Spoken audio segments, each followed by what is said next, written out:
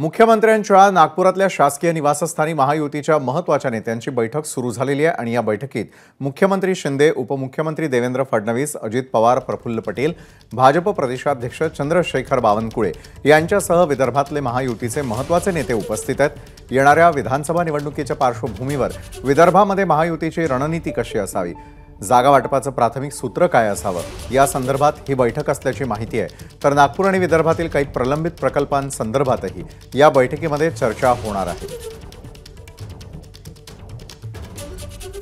बैठकीतून चांगलं मार्ग निघून सर्व जास्तीत जास्त जागा कशा निवडून येतील, जास्तीत जास्त आपले आमदार कसे निवडून येतील, पुन्हा महायुतीची सरकार कशी येईल त्या दृष्टीने अतिशय योजनाबद्ध पद्धतीने नियोजन आमचे दोन्ही उपमुख्यमंत्री आणि मुख्यमंत्री यांचं सुरू आहे। एबीपी माझा, उघडा डोळे बघा नीट।